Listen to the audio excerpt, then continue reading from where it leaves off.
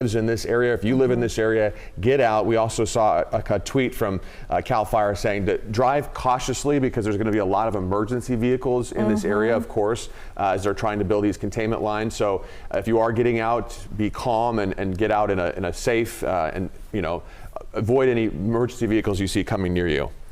Yeah, that's a really great reminder because especially there are lots of roads. The good news is this isn't very rural. There are lots of ways to get in and out as I'm looking at a map of this area. But there are lots of homes scattered throughout this area, as Mark was mentioning. So you just want to heed that warning and actually the order and just do what they're saying. It's hard to leave behind everything, but the sooner you do that, then the safer you will be. And, things can be replaced. Obviously, lives can't. And they're doing a pretty aggressive aerial attack. As Mark mentioned, this isn't the only fire that they're fighting right now, but this one is probably the most urgent because it is potentially close to structures and homes, and there is an immediate evacuation order. It's not a warning. It's not start getting ready now. It is literally, they say, leave now. Yeah. That's what the message from the Solano EOS, the OES, the Office of Emergency Services, is saying. Get out now. Immediate threat to life. We are quoting them when we say that. We're not just saying that. Mark? Yeah, just getting word that there's also a power outage in the area. So that may compound the issue of people maybe trying to get the information here. There is a power outage, according to PG&E, right in the area of this fire. Whether or not it's related to the fire, whether or not the fire got into a line and put it out, we do not know. But again, that may hamper some people's ability to actually get information.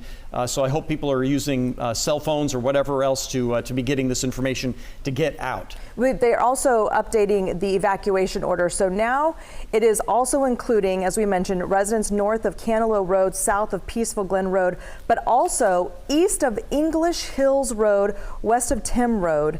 And it looks like the English Hills Road, east of English Hills Road, that's what they're adding to. Oh, it is up there. We do have that. Okay, that just came down just a minute ago.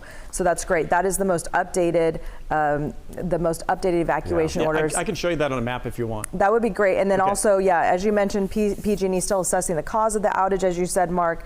But and there's no word on when the power will be turned back on. As Mark mentioned, I mean, they could have done that on purpose. Just turn it off on purpose. Exactly. They could have, because you have fire personnel in there. Maybe they're trying to fight this fire underneath power lines, and maybe they got the word. We don't know. But again, a lot of folks in this area are without power. So we mentioned that the evacuation orders are west of Tim Road. That's Tim Road right there. So it's this area here. It's this area. This is Peaceful Glen right there. It is this area that may be under some of the greatest threat here, because as you can see, this is pretty open. There aren't, there's one home here, but there aren't too many homes in here. But if you go west of the creek right here, you can notice that the homes get a lot more numerous. The fire is trying to go in this direction, not a lot of wind, so it's trying to go in this direction, but the homes are a lot more condensed in here. And so these areas south of Peaceful Glen and to the east are here's where you really just want to get out, because all of these homes, get onto Peaceful Glen and get out, or go farther north and just get out, because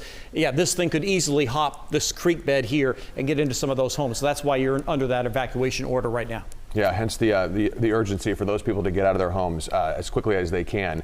Again, back to one of our alert wildfire cameras showing you the smoke. And fortunately, we don't have eyes in the sky right now in the form of a helicopter, but that would be able to give us a closer look. You could see, look at in the foreground, you see the homes there, the residences, and then right behind that, you see where Mark was just pointing out where that grass fire is burning. Last check, 15 acres, but that could be much higher by now. We don't know. We haven't gotten an update in a number of minutes, probably 30 minutes or so. So we're still kind of waiting to find out how this thing is growing.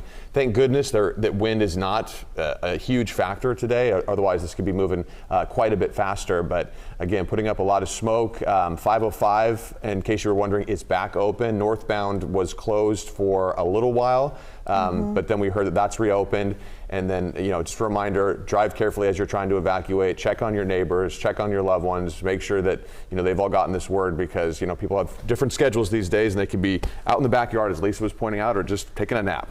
Yeah, they could just be taking a nap or just, not know. So it actually really does help if you call or text someone who is in this area. I'm tracking the Sikorsky Firehawk that CAL FIRE has up in the air right now, and it just continues to circle this area. We can see in the time-lapse videos the flashes of red. That's where that Sikorsky is dropping fire retardant and, doing a really good job of just laying those lines down to try and gain some sort of a containment line around where the fire is to protect all of the homes and the structures and the people who live on the outside of those containment lines, because it could just kind of take off, as you can see when Mark was showing us the map, what could happen in that situation.